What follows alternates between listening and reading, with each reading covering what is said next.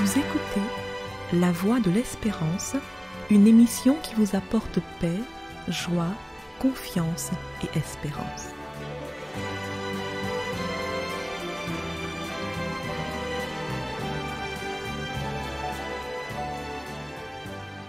Bonjour la Guyane et bonjour à tous depuis la Guyane.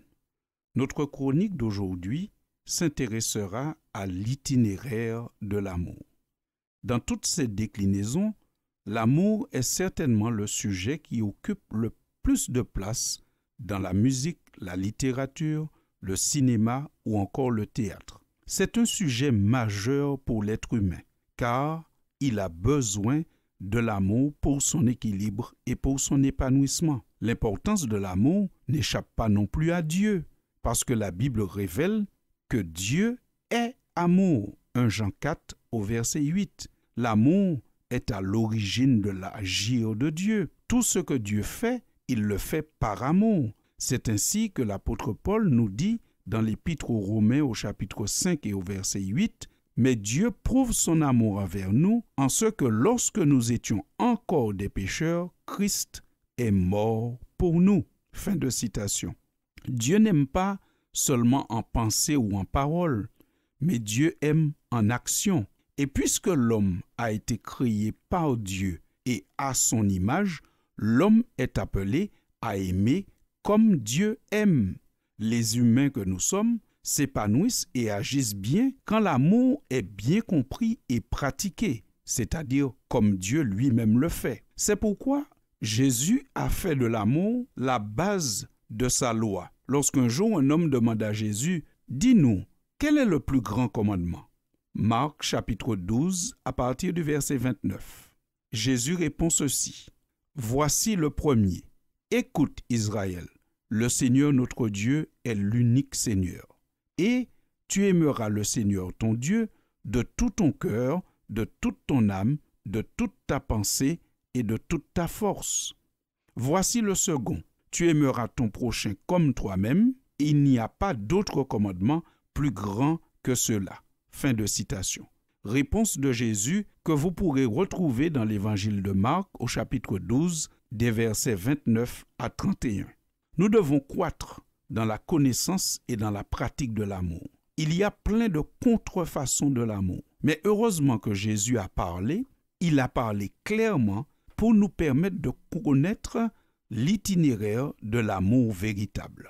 Jésus dit dans sa parole que d'abord, l'homme est appelé à écouter Dieu. En écoutant Dieu, en méditant sur ses faits et ses paroles, l'amour de Dieu va toucher l'homme.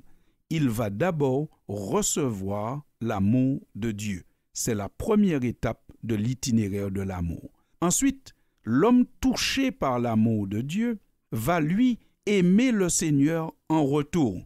C'est pour cela que Jésus a dit dans sa parole, « Voici le premier. Écoute Israël, le Seigneur notre Dieu est l'unique Seigneur, et tu aimeras le Seigneur ton Dieu de tout ton cœur. » C'est ainsi que l'amour commence. L'amour commence par le fait d'observer Dieu, de méditer ses actions, ses intentions, sa parole, et ensuite de lui rendre cet amour de manière naturelle. Enfin, l'homme qui a été touché par cet amour de Dieu, parce que l'amour de Dieu consiste à nous démontrer notre valeur et notre importance pour lui, va s'aimer lui-même. Troisième étape de l'itinéraire de l'amour. Et enfin, l'homme pourra aimer son prochain comme lui-même. Mais vous comprenez bien qu'il faut d'abord s'aimer soi-même pour aimer son prochain correctement.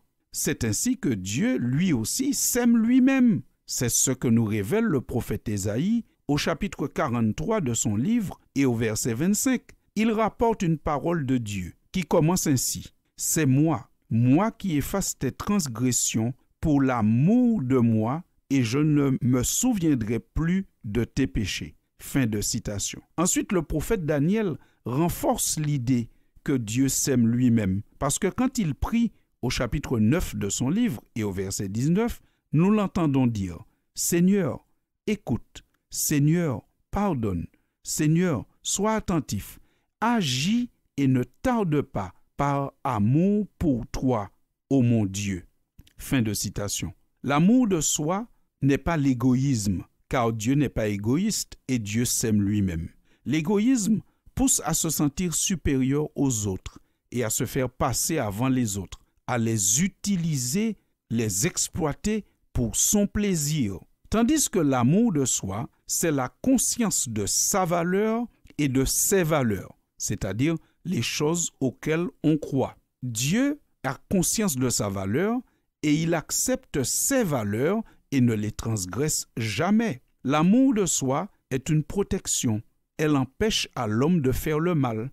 L'homme qui s'aime lui-même et qui serait tenté de se venger sera arrêté par l'amour qu'il a pour lui-même, parce qu'il pourra se dire en chemin de la vengeance, il mériterait que je lui arrache un bras à cause de ce qu'il m'a fait, mais je ne m'abaisserai pas à cela, car je m'aime moi-même et je ne vais pas me jeter dans un tourment. Quand on ne s'aime pas soi-même, on ne saura pas aimer l'autre. On risque plutôt de l'idolâtrer, de le suivre, sans prendre en compte sa propre valeur et en perdant ses valeurs. Avant de dire à quelqu'un d'aimer son prochain, il faut lui faire savoir qu'il est aimé de Dieu, qu'il a de la valeur, qu'il doit avoir des valeurs, les valeurs de Dieu.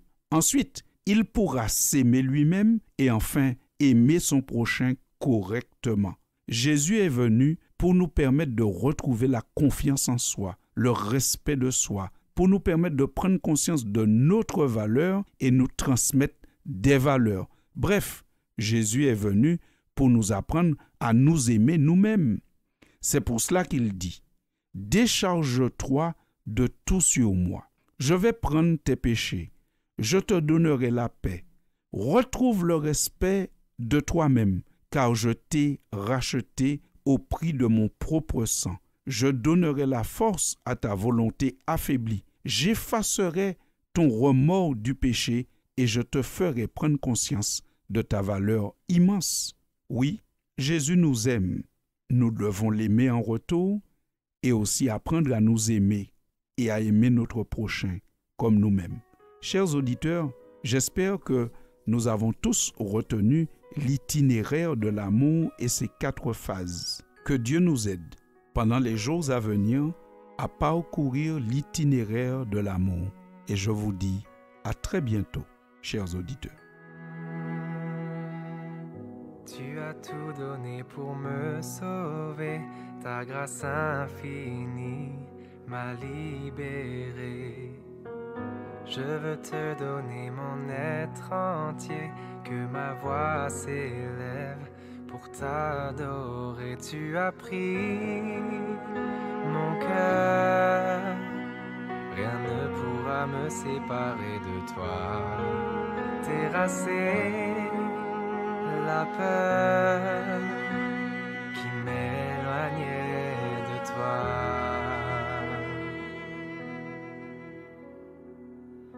Ton amour a rugi tel un vent dans ma vie.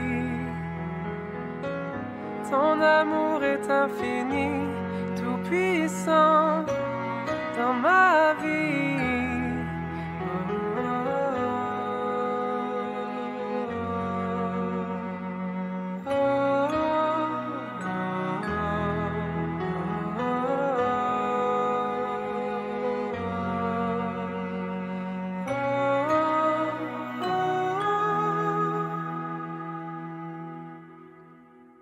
C'était La Voix de l'Espérance, une émission préparée par l'Église adventiste du 7e jour.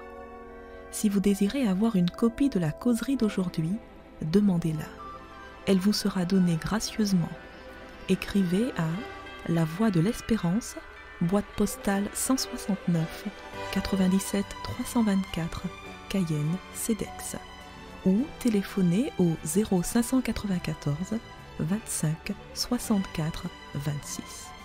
Merci chers auditeurs et à bientôt.